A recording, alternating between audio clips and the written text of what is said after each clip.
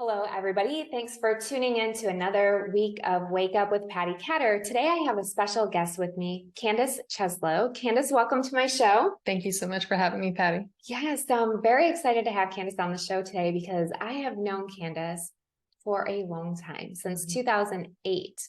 We actually went to Guatemala together back in the day. So Candace, first of all, just welcome. Thank you. Yeah, and I would love it if you could just tell my listeners a little bit about yourself because I know you really well and I know the badass that you truly are. But I want my listeners to know this too. Sure. Thank you. You're overselling right now, I have to say. So thank you very much for having me. I really appreciate it. And it's an honor. Just a little high level view.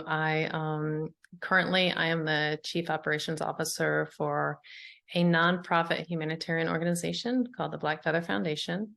And prior to that, it is kind of a hodgepodge of a pattern of how my life has evolved, but it's all been based around helping and serving and kind of those fields. So I was a adjunct professor at the University of Alaska Matsu campus. I taught business there, 4 different courses there. And prior to that, I was actually in the Army. I served from 98 to 2007. I got out as a captain. And then prior to that, I attended Georgetown University. I was a Division I basketball player for Georgetown, and we were the co-Big East champs in 1993 and went to the Sweet 16. So that was a pretty amazing era of my life. To continue my education, I worked and earned my master's degree, and I was working towards my doctorate until August of 2021 when my husband and I, he's retired military, and we volunteered to go help out with the withdrawal from Afghanistan to help our allies. And I ended up serving over in Abu Dhabi at the refugee camp for off and on for about 6 months. And because of that, I get to add to my life. We have 3 biological children. We have a 4th that has been with us for quite a while, and we love him. He's ours. But then we are the legal guardians of 3 Afghan refugee children who are just amazing, hardworking, incredible. So there are 7 that we call our own, and then of course my husband. So yeah, that's the high level view. Oh my goodness, and her story is so extensive, y'all.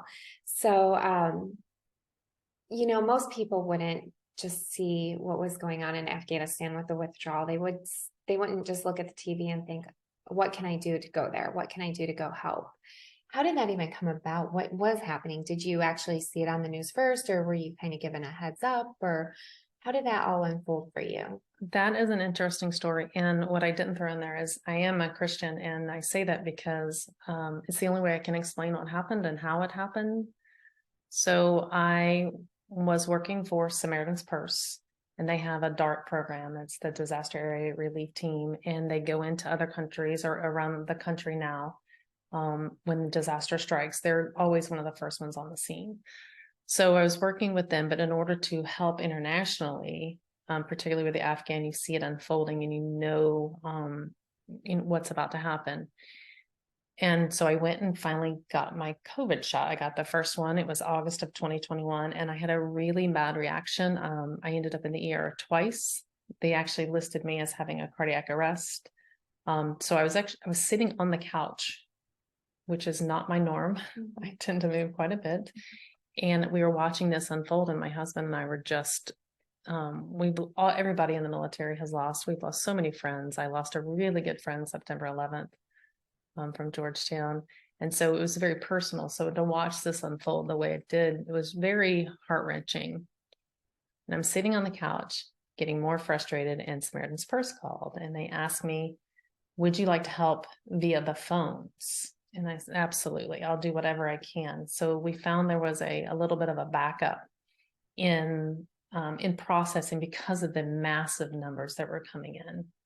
So we're trying to reach out and help people via Signal or WhatsApp to families that are on the ground and hear how we can help, if there's anything we can do to move them forward. We teamed up. I worked with a Samaritan's Purse, helped me get involved with another organization all within a matter of hours. to do this work. A very long story short, my husband and I found that there was a refugee camp in Abu Dhabi. And so we volunteered. We just basically hopped on a plane and went to Abu Dhabi, and we went to help, see how we could help. Thought we'd be there for a couple of days, maybe a couple of weeks. And I ended up staying over there, like I said, off and on for about 6 months. Wow. Yeah.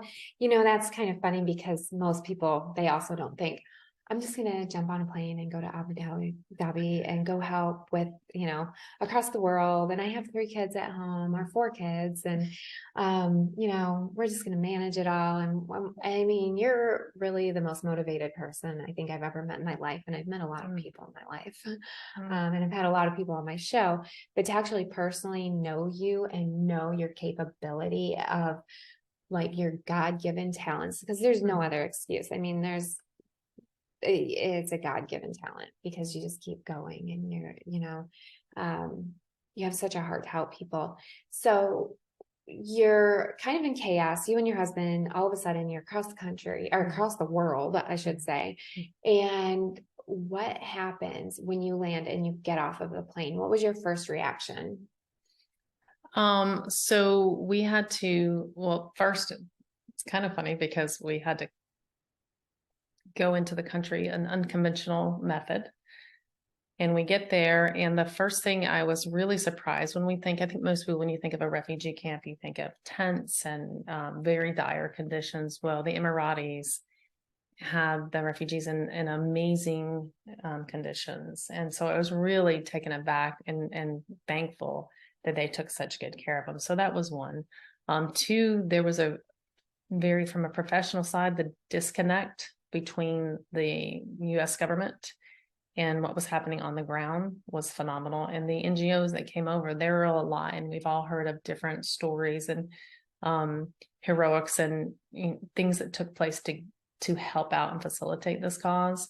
So I was able to meet up with a group that had been there, working there for about 10 days before my husband and I landed. And it was all in the special operations community skill set. So we get there, and of course, most veterans are proud of their service, but then you have a group that are very close hold of what they do, and they're not just going to put it all out there. And so it took a few minutes for us to kind of quietly vet each other and to make sure that Joe and I were who we said we were, et cetera. And then it ends up, I'd crossed paths several times with a couple of them.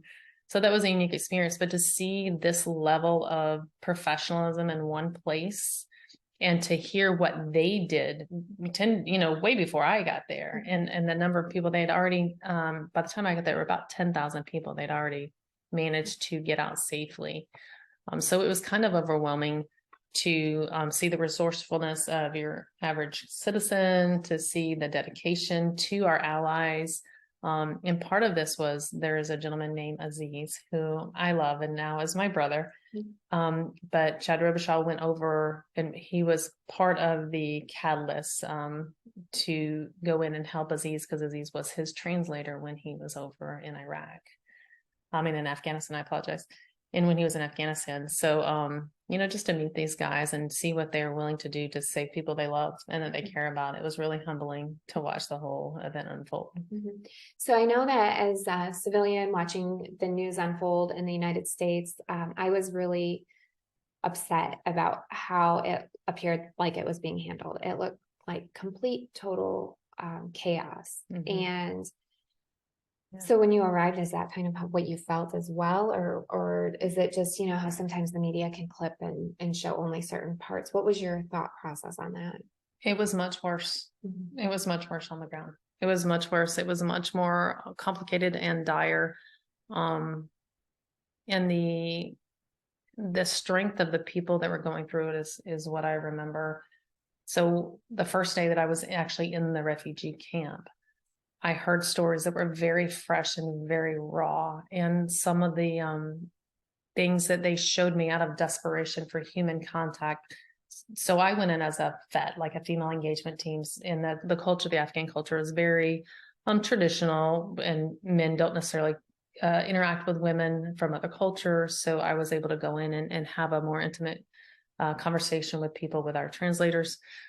So, but I was shown videos of people being raped, and some of the other stories I actually wouldn't talk about because they are pretty traumatic. And my own children that we have now have told me stories from the days of sitting there with no food, no water, people soiling themselves, stepping over dead bodies, babies, elderly, and it was really, it's so much more than the average person has been able to look behind the curtain and see. And the chaos and the guns firing on open firing on people randomly just at will. I mean, it was pretty, even secondhand hearing the information was more traumatic than stuff I'd seen in real life in Iraq or with my soldiers. This hit me in a much deeper level. So tell me, and my listeners, people don't understand how the chaos started. So basically, you know, we see these airplanes on TV and we see people trying to climb into the airplanes. A lot of people don't even realize what was going on that led up to that moment. Why would people fire into crowds? Why are there dead bodies laying around? Like, people don't really understand it's the Taliban that was behind all of that, correct? Right. So, so the gentlemen that were there doing the extraction, those 10 guys, so their accounts to me of exactly what happened. And again, my children's accounts, you know, on one side you had Russian soldiers, on one side you had American soldiers, on one side, you know, on a different part of the wall, you had Taliban. And when people would push too close, the Taliban would just open fire just at their will. Apparently no orders, no nothing, just any random person could open fire. And it was really hard on our soldiers, and the people were terrified, of course, but on our soldiers, they were not allowed to engage. They were not allowed to engage. They were watching men, women, children be murdered right in front of them, and they were not allowed to engage. And that trauma for our troops, I can't even imagine. I just can't even imagine. So somebody who, for me, a civilian, and I know you have to listen to military orders. Is there a line where you can go? I mean, you go against your orders, right? And then you're going to get in trouble. You're going to get Article 15. You're going to maybe face prison. You're thinking in your head. Is there any kind of logical thinking, though, where you think, like, morally, I have the obligation to go against my commander's orders? And if you do that, though, what's the repercussion of that? Yeah. So, my husband and I often discuss what would we do if, you know, we war game things after they've happened, and what would I have done? Would I have been able to watch that happen? And the answer is, you really don't know. You really don't know how you're going to respond to someone firing at you until you've been in that circumstance, or when you have incoming, until it happens. And you can say with all the bravado that you would do and try to do the right thing. But one, we don't know what we would do until we're in that position. Yes, you can go against military orders and there would be repercussions. However, if they give you an illegal order and you don't follow it, you are in the right. But rules of engagement are pretty staunch. There were instances of people that decided to do the right thing. I don't know who this soldier was, and I'd love to give him a hug. But there was an explosion. My son fell into one of the ditches at Abbey Gate at HKIA. He fell in, and an American soldier pulled him through and just let him go through. And thank God. Was he authorized to do that? Probably not. Did he do the right thing? Absolutely. So, you all of a sudden, you're thrown into this role. I've been told you were overseeing 18,000 to 20,000 refugees. Is that correct? When I was there, it was probably closer to 15,000. The EHC where they were processed almost 20,000. So yeah, it was a pretty big number. The last that I was aware of was around 18,000, but they processed a lot. And by the time I left, it was closer to 15. So yeah. So I can just picture you, Candace, because you're such a go-getter. I can see you running on fumes. You probably didn't sleep very much. You were probably up as late as you could be up until your eyes just wouldn't stay open any longer. And then you were probably awake first thing in the morning. To live that for how many weeks or months? I was there from August to the end of January, but I did have breaks where I went home. I had to fly home for Halloween. Yeah. But And yeah, and yeah. even doing that though, you know, you're in that intense situation. How do you how do you turn it off? Um, So for me, I was actually I work a little different. I compartmentalize, which is a good thing, probably why I was able to do some of the jobs I did. I compartmentalize pretty well. And so when I'm there, I am there. I'm not thinking about my children. You know, my husband is completely capable. I know my children are fine. I'm not thinking about anything else but the job. So really, when you're deployed, for me, it's a little bit simpler life because I don't have laundry. I'm not worried about transportation. I don't have, you know, I'm not a soccer mom. I'm not, you know, I don't have to pay the bills. I don't have to do anything. I just have to do my job. So that really simplifies my mind and allows me to work longer, harder at one task. So yeah. So it's kind of funny hearing this because you guys, she just is like, I don't have to be a soccer mom. Like, that's so hard. It's so much harder than being deployed in this refugee area. it is. It is. Moms, you are heroes. I am my poor kids. I can't cook. I can't sew. You know, moms are the heroes. So I was in Iraq and I would see men, and I was in a specialized unit, and people would have pictures of their kids around the frames of their computers, and I had no pictures of my kids. I would only call them once a week, and that was it. And I just refused. I just couldn't bring all that emotion of a mom, like worrying, protecting, changing diapers. And my kids were little. They were like 2 and 3 or 3 and 4 when I was in Iraq. And I could not bring that with me. And so when I went back and I was over there, same concept. And they're older, and you know, they're older kids at the time. It was my daughter's senior year. But I just couldn't bring that with me, or that would have made my job 10 times harder. Think about what think about what you do in a day. It's like, hey mom, I need this. And it's 3:00 and they need it at 3:05. Like that kind of constant, you know, it's constant peppering at home. Yeah. You know, and it's true. Yeah. So moms, do not let your husband lie. So this is kind of a fun topic that people don't actually understand, because a lot of my guests have been male on my show, so they're the dads, and I feel like there's not as much pressure for a dad to be around his family because that's his job. And it's a really neat experience for me to have you on the show, because you know it's the same. It's the same. At the end of the day, it's the same. It's your job. It's important. You're helping to provide for your kids. Even if you're not there in person, it's indirectly, you've given them an amazing upbringing. I know your kids, I know your family life, and I know you have an amazing family life. Not only that, you're trying to help other people in countries away have a great family life. So tell us about when you're coming home and you're thinking that you're going to start leaving all of this behind you, right? How did your trip home go? And what happened once you arrived home? So from the last trip? Yes.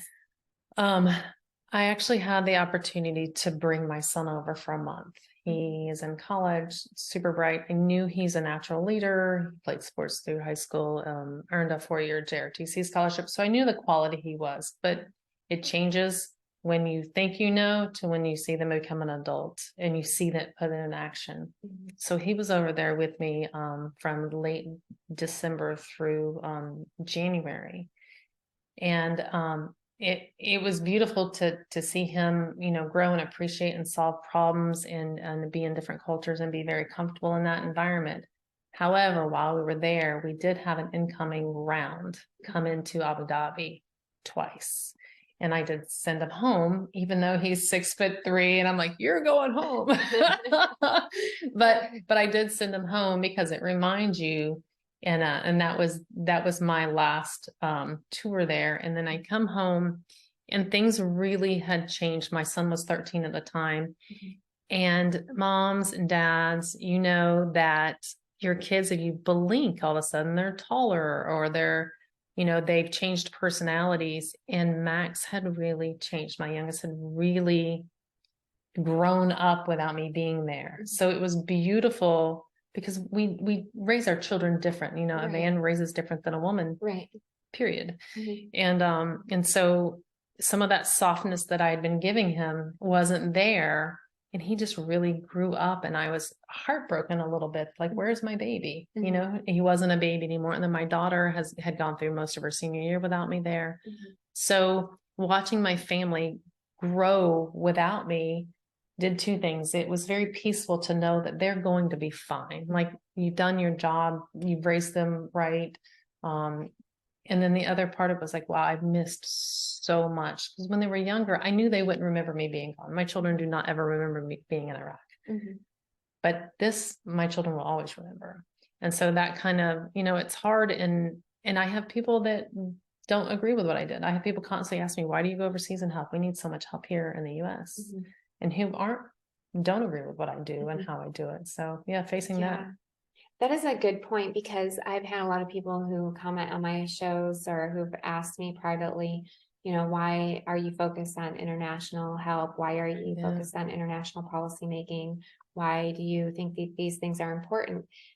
And I don't think that the majority of the Americans understand that these days, especially, international work is so important, because if we don't help internationally, some of these issues are going to creep up here in America at home. So if we're not taking care of, for instance, our Afghan interpreters, we don't fulfill our promises to them, they're going to remember that, and that could spark international issues as well as national issues, correct? Absolutely. I think that this has been a tipping point for many countries and how they view us. We did not follow through on our commitment to Afghanistan and the allies that we had there. And we have definitely lost favor in the international community. Unfortunately, our news doesn't lend to showing that side of it through that lens. But if you look at outside resources other than our mainstream media, you'll get a fuller and more encompassing perspective of how we are viewed as Americans, and it is not it's not pleasant to watch that. Yeah. Mm-hmm. So once you're home from UAE, and once you know that you're going to be staying home, you don't plan on going back right now to like at the time you come home, you don't plan on going back right away anyways. You're home and you're just trying to pick back up where you left off before the whole situation happened. So tell me about, how in the world did you end up having 3 Afghan children in your home? I mean, you didn't just pack them in your duffel bag and bring them back. Yeah, it's kind of an amazing story. So relationships are so important, and building those relationships early on have been pretty critical in my life. You know, I met you when we were much younger. And the bond that you create when you're younger is so much more authentic. And when you're not somebody, you know, you're just you. And so I have a relationship like that with a friend from college, just very authentic relationship, but he happens to have a significant amount of pull in the international community. I got a phone call, to backtrack a little bit. I got a phone call in probably February. I left in January, February, early March, saying, hey, you know, we identified 40 unaccompanied minors. In other words, they're 40 kids, not related, that they were separated from their parents at age Kaya, which is an entire different story.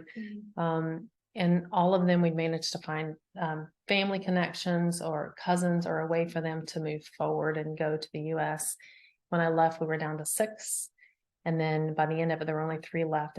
And my contact said, there is no path forward for these boys.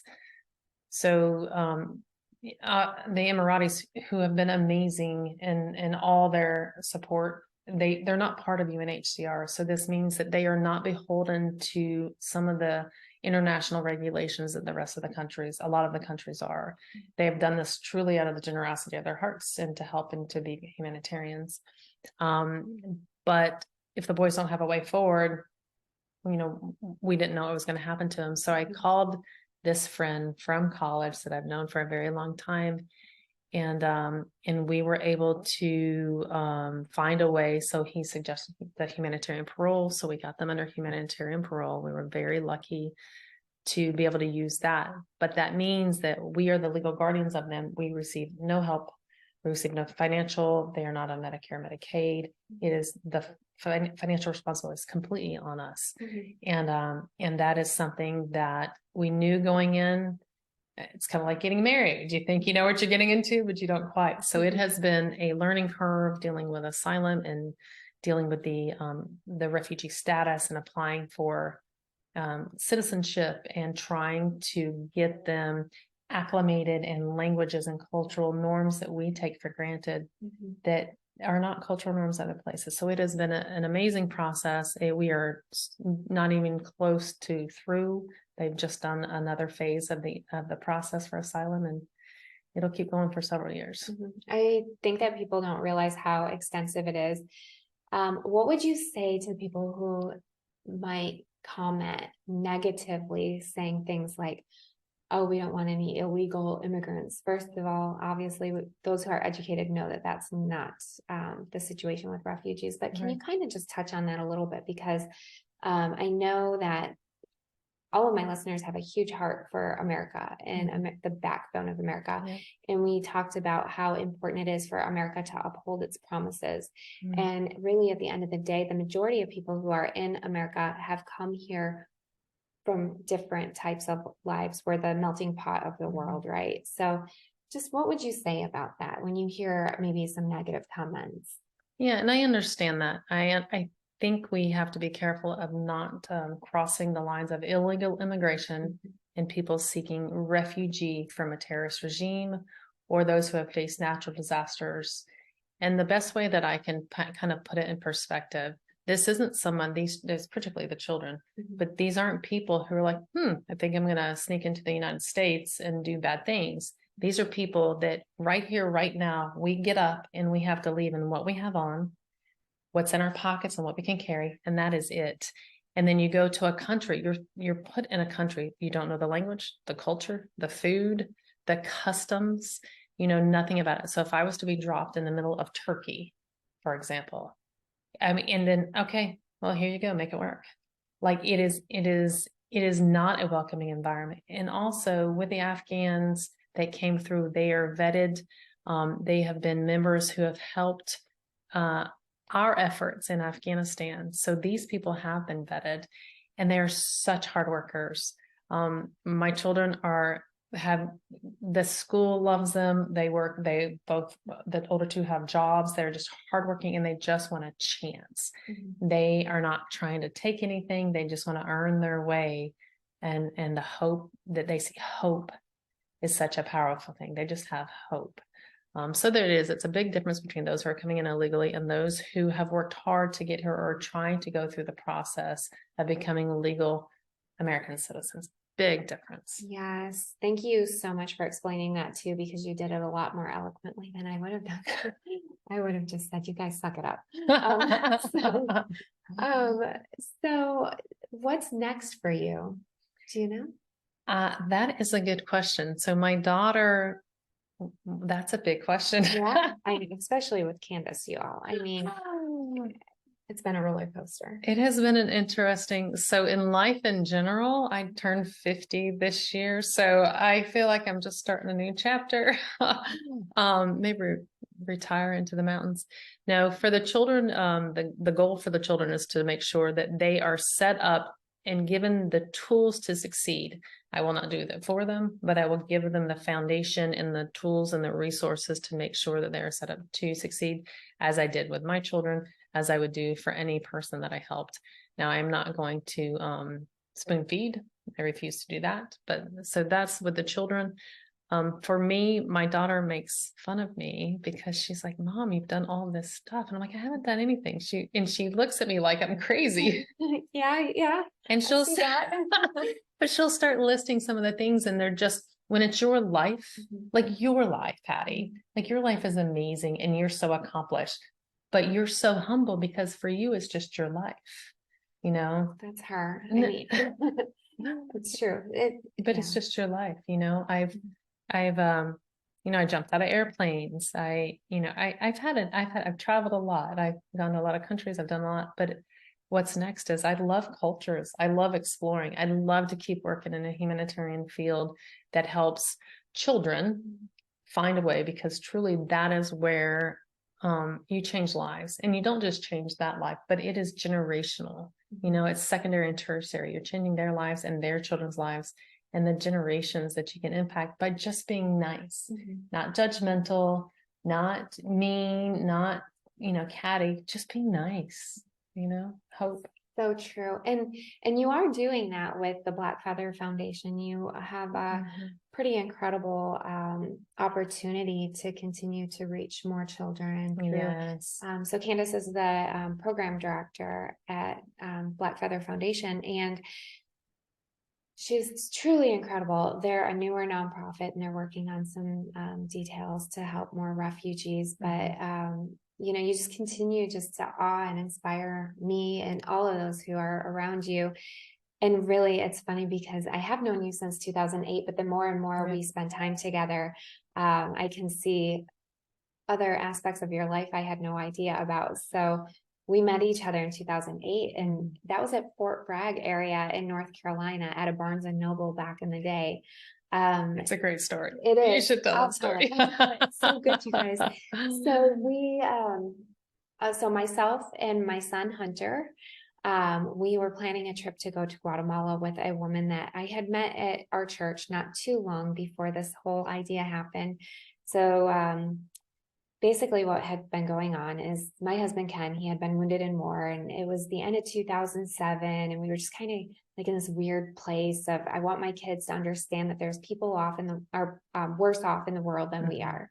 And I had this little group of Christian military wives that were meeting together at our church, and there was this woman, Daphne, who was in our group, and I briefly said something like, I wish that there was something somewhere or just something I could do, I guess, for somebody else who's worse off than us. Like, what can we do? And she starts talking about, she has these 2 children. She adopted them from Guatemala. There's a lot of kids there who need help or encouragement. So I could adopt one online and just like sponsor them online for school supplies. So it started as that. And I was showing Hunter on the computer some of these kids, and he's like, I want to sponsor this one. And he points at this little boy, Marcus. And Hunter says to me, can we go visit him? And I was like, oh no, we can't do that. Like, that's just not a possibility. So I mentioned it at the next get together at church that, oh, Hunter wants to go to Guatemala. And Miss Daphne, she's like, well, I know we don't know each other very well, but I've been there a couple of times. I don't know Spanish. I'll go with you though. So her and we planned this trip to Guatemala on the condition that we could find really cheap plane tickets, because we didn't know how much longer he would be in the military because he was going through this med board process. And to make a long story short, we found really cheap plane tickets. I mean, I'm talking like $208 round trip per person. Can you imagine? And so we're planning this, and about a week out, I said, I don't really have a translator. We don't know Spanish, but we're still going. And so then a couple of days later, after that thought was in the back of my head, like, this is going to be an interesting trip. I was at Barnes and Noble, and I hear this beautiful blonde lady speaking fluent Spanish to her children. Not what I exactly pictured, because when I first heard somebody speaking Spanish, I automatically, in my head, I'm thinking it's going to be somebody of a Hispanic background. And when I see her, I'm like, what in the world? She's like this gorgeous, like supermodel with this blonde hair, like shimmering like an angel in the background. And I'm like, I'm going to go talk to her. So oh my gosh. went over and was like, I hear you're speaking Spanish. That's pretty neat. We're going to Guatemala. Hunter and I are going to Guatemala. Candace says, who's your interpreter going to be? Because, you don't speak Spanish, right? We kind of get in this conversation, and I was like, I don't know, you want to go? Jokingly, half jokingly. And she's like, I'll let you know. And that's my side of the story. She goes home and tells her husband, like, these women are crazy. They're taking their small children to Guatemala, which is a third world country. They do not speak Spanish. I'm pretty much afraid for them. Yep. And 3 days later, We went to Guatemala. We did. together. We were on a plane together in 3 days. Yeah. And I was worried. I was genuinely Yeah. worried. But now she knows me, and she knows I'm tiny, that I can take people out at their You are kneecaps if I have to. you're fierce. That is so true. Yeah. I was concerned. I was very recently out of the military, so I was still in that protection mode. And so, Spanish, I went to Georgetown University, and the School of Foreign Service, you have to be fluent in foreign language to graduate. And so, even though I thought Southern and English were two different languages, apparently that did not pass. So I learned Spanish, but you don't use it, you lose it, that's for sure. But that was an amazing adventure down there. That was an amazing opportunity, and it was great to get to know you there. But also, it's just, it really is your nature, and it exemplifies who you are and what you've become in your heart for service. It just shows through. Then you're just like, I'm going to find a way. I don't speak Spanish, but I'm going to find a way. And I don't know if we can afford it, but I'm going to find a way. And that's who you are. And that, it attracts people to you because you're selfless and you're genuine and authentic. And it's an honor to know you even before you worked in any other field, but being Patti, what you see is what you get with you. And I love it so much. Well, thank you. I think that's how we were able to connect, though, because I feel the same about you. When I met Candace, I had no idea really what her background was. And, we're in this bookstore. I mean, thinking about it, I could have ended up in Guatemala with a crazier woman than the people there that I thought I was being protected from. But no, but really, I'm just joking, you guys. When you meet Candace in person, you just know that she's such an authentic person and so genuine, and just has a really big heart to help people. And over the years, especially, I've learned to just connect with those people, those like-minded people who will have your back, and who really have the backs of those who are, for instance, my case, she was looking out for me, and she would look out for any of you watching. If it came to what she would think would be a decision of either life or death, or getting yourself into a bad situation, she would warn you. She would tell you, for sure. And I really very much appreciate that in Candace, and then her continued heart over the years just to help people. That's her service to the country speaks volumes. Her country to the service when she was in the military. After she's gotten out, she's done a lot of amazing things, and now she's taken in boys that needed a home. And I mean, that's a huge deal. It's been an interesting process for sure. Yeah. It's been, it's been enlightening. Like the culture, my children are, one of them is Hazara, which is a minority within a minority, which is crazy. They're Muslim. I have a deep Christian faith. But it's been so beautiful to watch my biological children and our other boys now, they're best of friends, and they're liaisons to help people understand you're just people. You just want to love your family, you protect them, and the differences really aren't significant. We are so much alike, and to be able to see that. And Patti, you'd asked earlier kind of where it was going. So I needed a little bit of a break to help the children kind of acclimate. We didn't have to, let me rephrase it. We bought a new house because now there are 7 children. Our current house didn't fit that. So we bought a new house, we moved, we had a lot of moving pieces going on, and I needed time to help everyone, acclimate to the new environment. But now I'm back with the Black Feather Foundation. And let me tell you, so one of the gentlemen that was over there, his name is Joe Robert.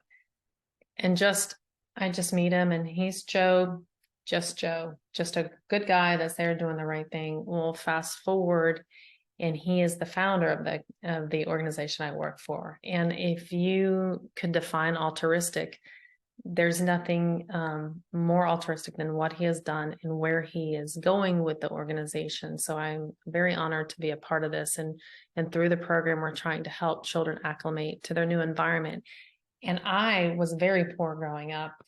We lived in I was on food stamps. I had free lunch at school back when it was it was kind of a discriminator. And so we were very poor as we ebbed and flowed through my childhood. And sports was my way out. I mean, it was my way out. It was my ticket. Everything I am is because I can handle physical pain, which helps me handle mental pain. It gives you a sense of tenacity that just changes everything, and to be able to work in groups and the team dynamics. So we saw that with my children now, with the Afghan children, in just acclimating to this new culture through sports. I mean, they're learning culture and nuances and how to cuss properly. But they're learning all these things through sports. And in that, I'm also being drawn into the new community that I moved to.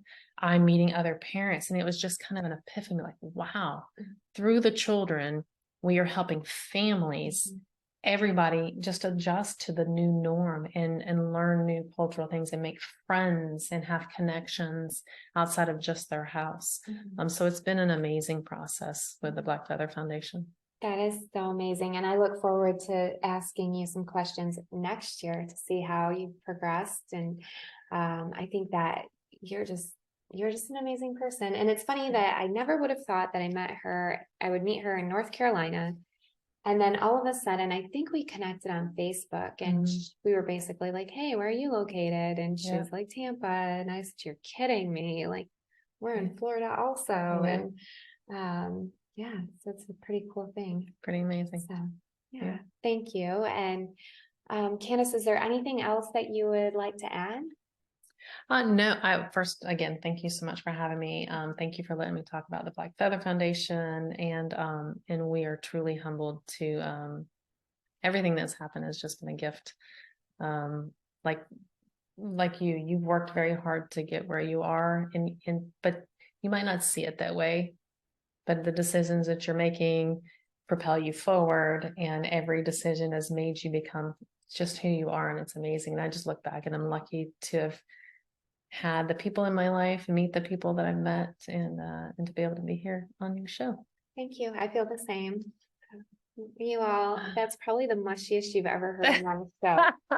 And it won't happen again, I promise.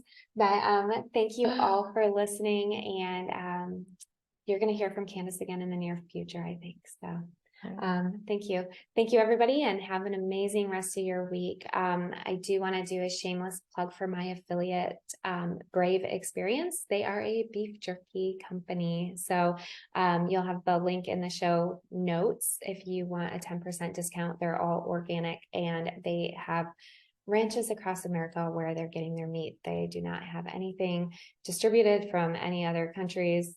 It's all here in the US. So thanks to everybody, and have an amazing rest of your week.